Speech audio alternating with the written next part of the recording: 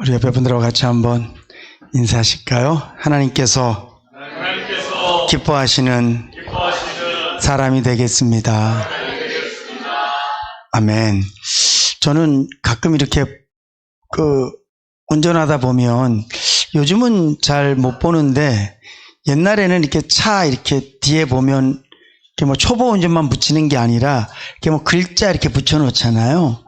그 중에 하나가 내 탓이다, 내 탓입니다 이렇게 써놨어요. 근데 지금 보면 꼭 상대방이 저한테 네 탓이다 이렇게 말하는 것 같은 거예요. 이게 자기 보는데 이게 써 있어야 되는데 뒤에다 붙여 놓으니까 보는 사람이 내 탓이다. 그러니까 써놓은 사람은 네 탓이다 이렇게 말하는 것 같더라고요. 그래서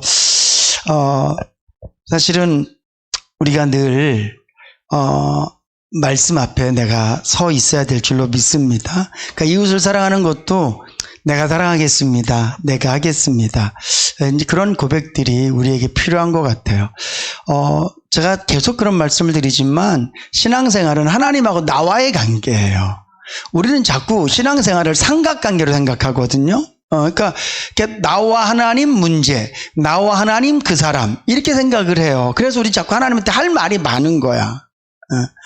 그러니까 하나님이 아담에게 물으시잖아요. 아담아, 누가 너한테 벗은 걸 이렇게 얘기해 줬니? 이러면 그냥 하나님하고 자기 얘기거든요. 근데 아담이 꼭 하나를 걸어요. 하나님이 주신 저 하와 때문에, 저 여자 때문에 그렇습니다. 이렇게 건다고요. 근데 하나님은 언제나 나와 그분과의 1대1 관계로 말씀하기를 원하시고 우리가 그렇게 하나님을 대하기를 원하세요.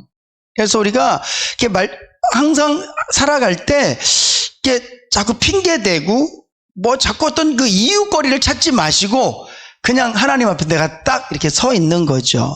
그래서 잘못한 거 그냥 잘못했습니다. 손별생 기도 너무너무 은혜스럽지 않습니까? 그냥 한마디 한마디 그냥 진실함이 그냥 뚝뚝뚝뚝 묻어져 있어. 너무 정말 감사해요. 물론 여러분들 기도 다 그렇지만 오늘 기도하신 분은 손병일 집사님이시니까. 아무튼 우리가 늘 내가 하겠습니다. 내가 하겠습니다. 내가 사랑하겠습니다. 내가 기도하겠습니다. 내가 똑바로 하겠습니다. 하나님 앞에서 자꾸 이렇게 자신의 모습을 갖추어 갈 수 있기를 바랍니다. 제가 지난주에 우리 최민철 집사님한테 이 찬송을 부탁드렸어요. 주일날. 제가 다음 주에 이 찬송 꼭 좀 해주세요. 근데 이 가사가 너무 좋아요.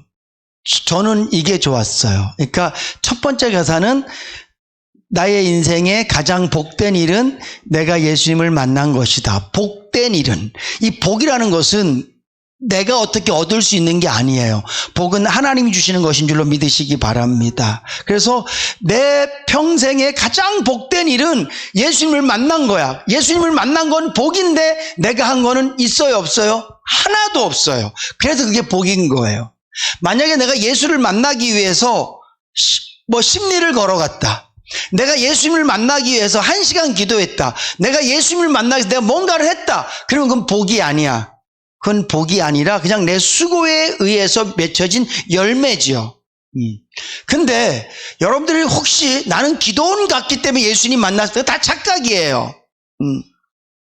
나는 그래도 주일날 예수를 안 믿어도 친구 따라서 그냥 교회를 계속 갔으니까 예수님 난 만났어. 여러분, 예수님을 만난 거에는 어떤 우리의 행위도 포함되지 않는 줄로 믿으시기 바랍니다. 그냥 우리 예수님을 만난 거예요. 그래서 그걸 뭐라고 얘기한다고요? 복이라고 얘기한다고. 복. 내가 뭘 엄청 열심히 해서 공부 1등 하는 건 복이 아니에요. 그만큼 열심히 한 거기 때문에. 하나님은 1등을 복으로 주시진 않으세요. 1등은 노력한 사람이 얻는 거예요. 대부분의 물질도 마찬가지예요. 물질도 복으로 잘 주지 않으세요. 그냥 물질도 노력한 사람에게 주시는 거예요. 구원은 무조건 복이에요. 구원은 무조건 복이야.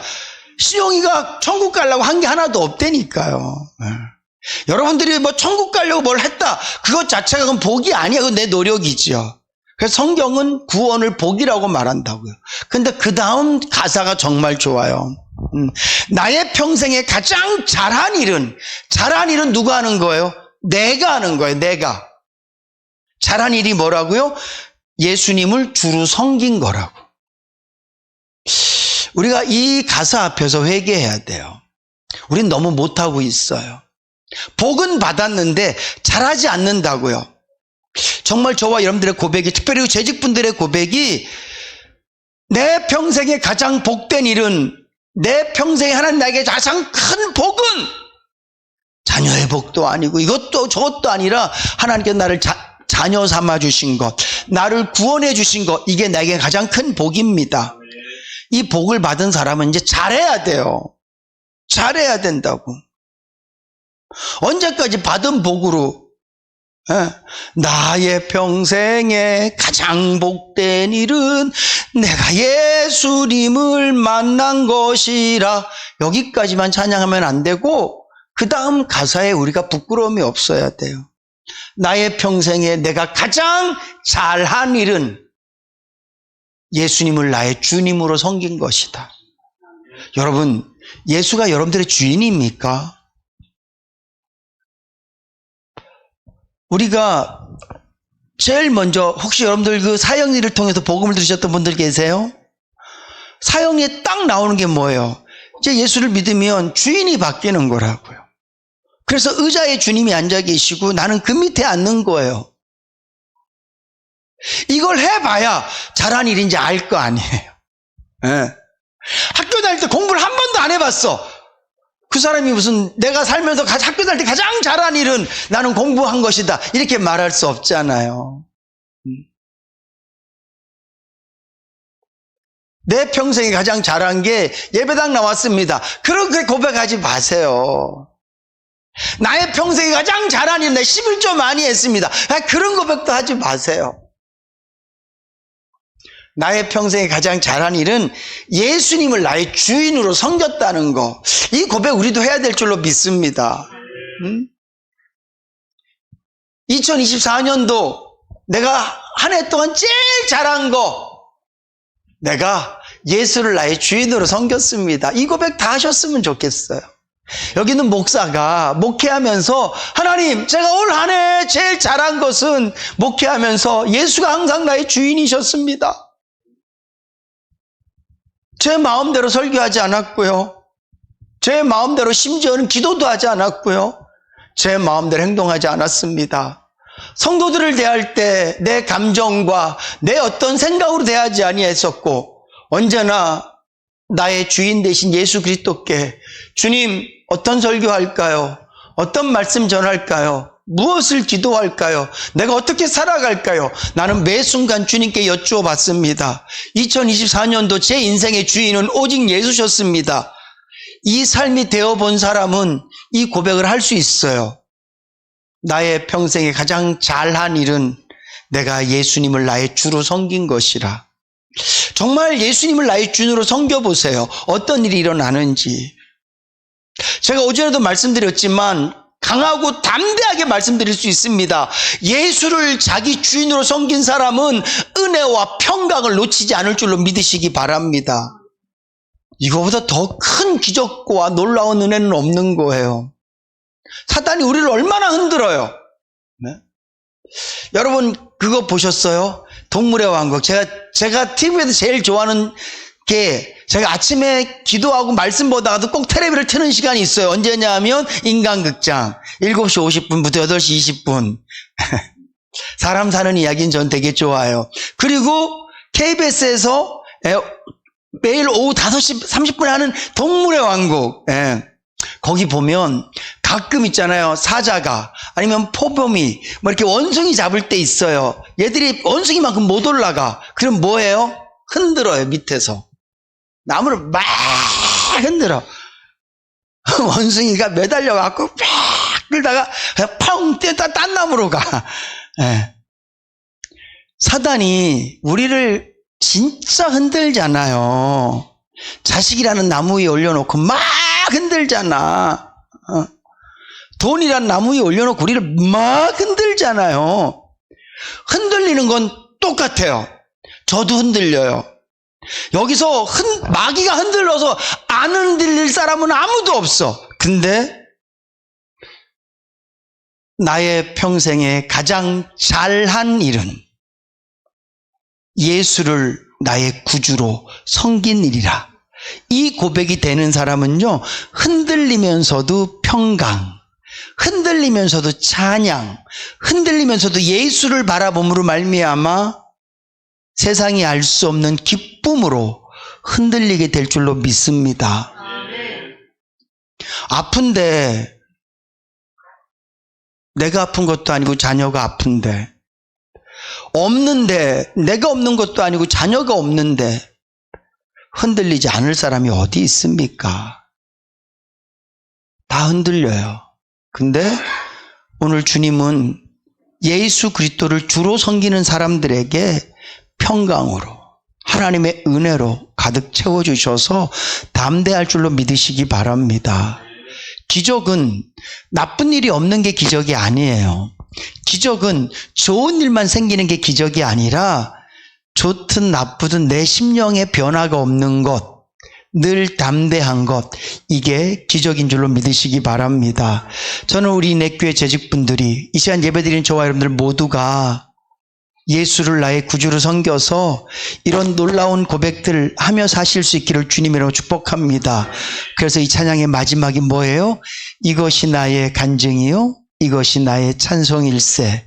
나 사는 동안 끊임없이 구주를 찬송하리로다. 이게 우리 고백이 돼야 되죠. 오늘 본문 말씀 성경 보도록 하겠습니다. 하나님 말씀 창세기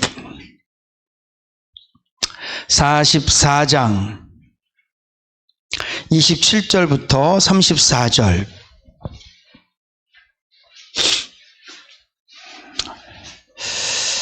창세기 44장 27부터 34절 한 절씩 교독하시겠습니다.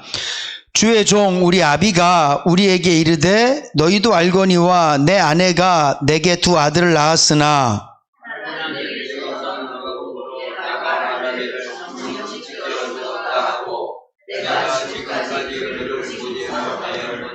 너희가 이도 내게서 취하여 가려 한즉 만일 재해가 그 몸에 미치면 나의 흰머리로 슬피 음부로 내려가게 하리라 하니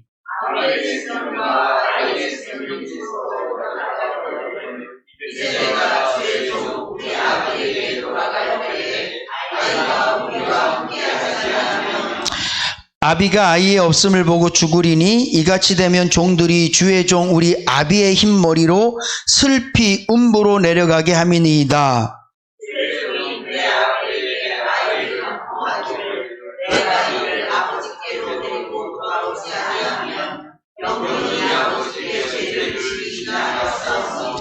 청컨대 주의 종으로 아이를 대신하여 있어서 주의 종이 되게 하시고 아이는 형제와 함께 도로 올려보내소서. 내가 어찌 아이와 함께 가지 아니하고 내 아비에게 올라갈 수 있으리까. 그렇건대 죄가 내 아비에게 미침을 보이리라. 아멘. 잠깐 말씀을 드리겠습니다. 지난주에는 마르다 같은 일꾼이 되자, 그런 말씀을 드렸어요.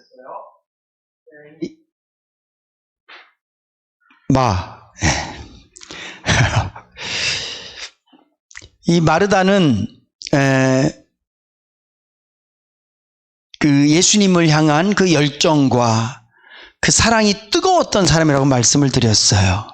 그리고 하나님이 그에게 주신 책임감과 달란트가 있었다. 근데 그에게 은사적인 부분들, 그러니까 주님만 바라본다거나 하나님의 성령을 통하여서 일하지 못했기 때문에 그가 결국은 자기의 일의 많음을 통하여서 좀 불평하고 원망했었다. 근데 오늘 우리는 마르다 같은 그런 열정과 주님 사랑하는 마음에다가 하나님의 성령의 도우심을 통해서, 그리고 마리아를 보지 말고 마르다만 예수님만 보자고 말씀을 드렸어요. 제가 지난주도 말씀드렸지만 만약에 마리아가 없이 예수님하고 마르다만 있었으면 마르다는 혼자서 그 많은 일을 하면서 예수님한테 예수님 왜 쟤는 안 하게 내버려 두세요 이런 말 안 하고 혼자서 다 했을 거예요.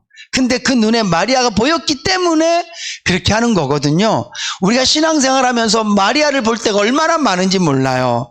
마리아 보지 마세요. 오늘 일려줬는데 식사 맛있었어요. 혹시 마리아 보셨나요? 마리아 못 보셨죠? 목사만 보이죠? 네. 그냥 예수님만 보면 돼요. 예수님만. 오늘은 유다 같은. 이게 무슨 얘기냐 하면 야곱 시대가 끝이 나면서 창세기에는 누구 얘기가 나오냐 하면 유다 얘기하고 또 누구 얘기가 나와요? 요셉 얘기가 나와요. 유다 얘기는 앞으로 계속 나올 거예요. 왜냐하면 유다를 통해서 메시아가 이 땅에 오기 때문에 그래요. 그 다음에 나오는 게 요셉 얘기인데 왜 요셉 얘기가 나오냐면 하나님께서는 요셉을 통하여서 아브라함에게 하신 약속을 이루기 위해서 요셉 이야기가 나오는 거예요. 우리는 무슨 요셉이 특별하게 어떤 큰 복을 받고, 물론 그런 의미도 있지만 엄격한 의미에서 요셉은 하나님께서 아브라함에게 하신 약속이 있잖아요. 그가 가나안 땅에서 하나님께 제사 드릴 때 하나님께서 아브라함에게 말씀하시죠. 네가 큰 민족을 이룰 거다. 근데 그냥 이루는 게 아니라 너희 민족이 한 4대 정도 애굽 땅에 가서 있다가 큰 민족을 이루어서 그들이 다시 가나안 땅으로 돌아올 거다. 이렇게 주님이 말씀하셨는데 그 도구로 하나님께서 요셉을 쓰시는 거예요. 그래서 야곱 이야기가 되면서 유다 얘기가 나오고 그 다음에 요셉 이야기가 나와요. 근데 두 사람 다 이야기의 시작은 굉장히 힘들게 시작해요. 유다가 무슨 이야기가 나옵니까? 두 아들이 죽죠. 큰아들하고 작은아들이 죽고, 그래서 계속해서 후사를 얻지 못하니까 다말이라는 며느리를 집으로 보내버려요. 원래는 법으로 보면 동생을 계속 줘야 되는데 셋째도 죽을까봐. 여러분들 이 내용이 너무너무 궁금하시면요, 성경을 보세요. 되게 재밌어요. 진짜 재밌어. 성경을 보세요. 진짜 옛날 얘기가 구수한 옛날 얘기가, 이런 일도 있었어? 이런 이야기들이 성경에 나오거든요. 그렇게 해서 아이를 낳은 것까지가 유다 얘기예요. 그리고 또 한편의 얘기는 요셉 얘기가 나와요. 요셉은 성경에 보면 재밌는 얘기가 또 나와요. 얘기에 나와서 결국은 요셉은 애굽에 팔려가고 거기서 뭐가 돼요? 총리가 돼요. 그리고 하나님께서 보여주신 꿈대로 그 땅에는 풍년이 7년 동안 들고 흉년이 7년 동안 들어서 애굽 근방에 있는 모든 나라들이 다 굶주리게 됐어요. 그래서 야곱도 아들을 보내서 이렇게 성경을 보세요. 성경을 보세요.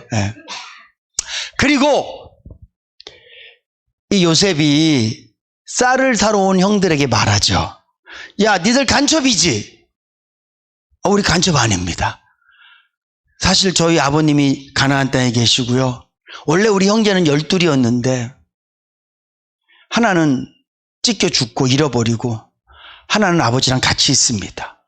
하여튼 그래서 뚜루루루 또 말씀이 가서 이제 요셉이 그 형들한테 다음에 올 때는 베냐민 데리고 와라. 네 동생 데리고 와라. 동생을 데려와서 뚜루루루 또 가갖고 요셉이, 제가 여러분들이 빨리 끝내야 되니까 너무너무 제가 옛날 얘기처럼 하면 진짜 제가 가서 이제 딱 돼서 결국은 다 잡혀왔어요. 요셉 앞에 잡혀와서 요셉이 하는 말이에요.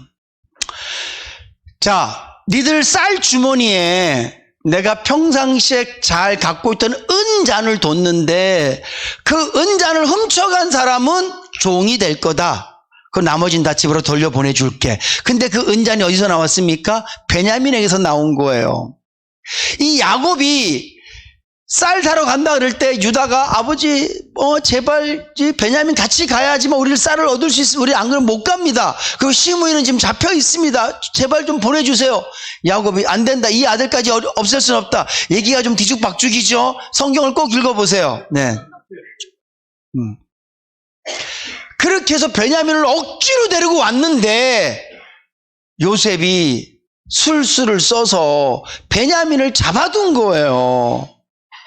그럴 때 모든 형제들이 다 요셉 앞에 와서 벌벌 떨고 어쩔 줄 몰라 하는데 지금 우리가 읽었던 본문이 유다가 하고 있는 얘기예요. 퀴즈. 오늘 여기서 유다가 하고 있는 짧은 말 중에서 아버지가 몇 번 나왔게요? 10번 나왔어요. 10번 아버지가.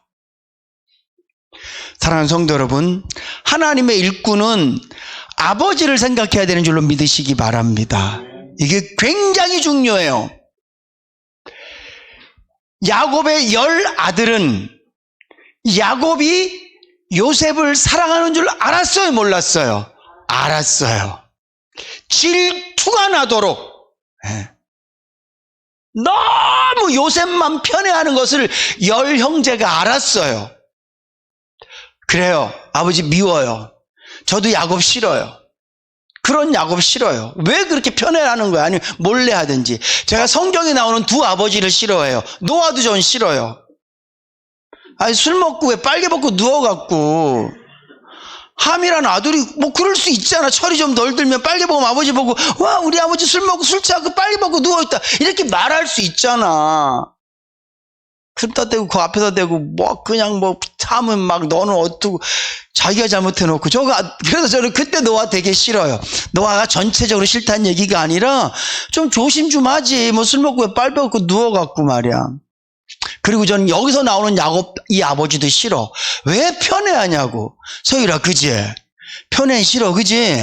아무리 오빠가 남자지만, 그지? 물론 편애 안 합니다. 편애는 나쁜 거예요. 근데 야곱이 12아들 중에 특별히 그가 사랑했던 여자 라헬이 낳은 요셉을 특별히 사랑했어요. 그러니까 이 10명의 아들들은 아버지가 요셉을 좋아하는 줄 알아요. 근데 그들이 자기들을 위해서 도시락 싸들고 오는 요셉을 보면서 뭐라고 얘기해요? 저 꿈쟁이가 지가 말한 대로 꿈이 이루어지나 보자. 그러면서 아들을 죽이기로 작정을 해요, 요셉을. 여기에 아버지 생각이 있습니까, 없습니까? 아버지 생각이 하나도 없는 거예요. 단 1도 없는 거야.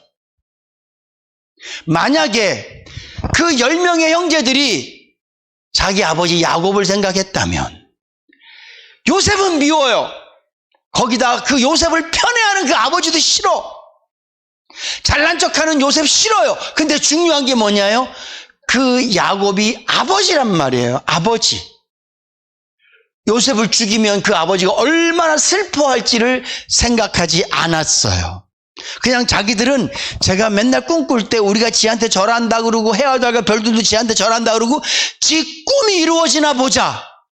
진짜 되나 보자. 우리가 죽일 건데, 우리가 끝낼 건데 아버지를 생각하지 않습니다. 보세요. 그러다가 결국은 유다가 얘기해요. 야, 쟤 죽이지 말고 그냥 팔자. 우리 손에 피 묻히지 말고 그냥 팔자. 그래갖고 아라비아 상인들한테 요셉을 애굽으로 팔아버리잖아요. 그때도 아버지를 생각하지 않아요. 더 끔찍한 건 뭡니까? 요셉의 옷을 벗겨서 염소를 잡아서 그 피를 묻혀서 아버지에게 들고 가는데 그때도 그들은 아버지를 생각하지 않아요. 아버지를 생각하지 않는다고요. 정확하게 죽지 않은 요셉을 죽었다라고 그렇게 만들어서 아버지한테 이 아들을 완전히 포기시키는 거예요. 아버지를 생각하지 않습니다. 근데 유다가 아버지를 생각하기 시작을 해요. 물론 이거는 제 생각인데요. 성경 말씀을 통해서 봤을 때 이 유다가 아들을 둘씩이나 잃게 돼요. 그때 아빠 마음을 알 수 있을 것 같아요. 부모가 사랑하는 남편을 잃는 것도 슬픈 일이고 아내를 잃는 것도 슬픈 일이고 사랑하는 형제들을 잃는 게 슬픈 일이지만 부모에게 가장 큰 슬픔은 자녀를 잃는 것이구나. 죄송하지만 이 자리에도 이미 자녀들을 먼저 하늘나라에 보내보신 분들도 계실 거예요. 그 슬픔이 얼마나 큰지는 당해보지 않은 사람은 계산할 수가 없어요. 근데 성경에 유다가 그랬다 이런 얘기는 나오진 않지만 유다는 자식을 잃어본 사람이에요.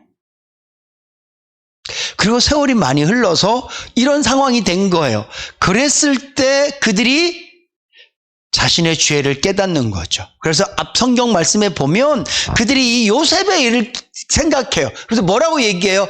야, 우리가 그때 우리 동생을 그렇게 못되게 굴어갖고 우리가 이렇게 벌 받는구나. 자기들 말로 막 얘기한단 말이에요.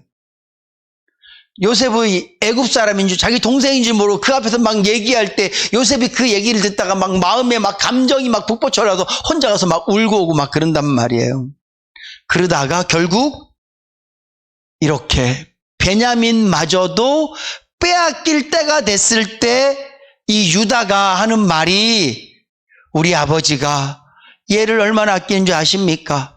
우리 아버지가 요셉이라는 동생을 잃고 그렇게 슬퍼했었습니다. 우리 아버지가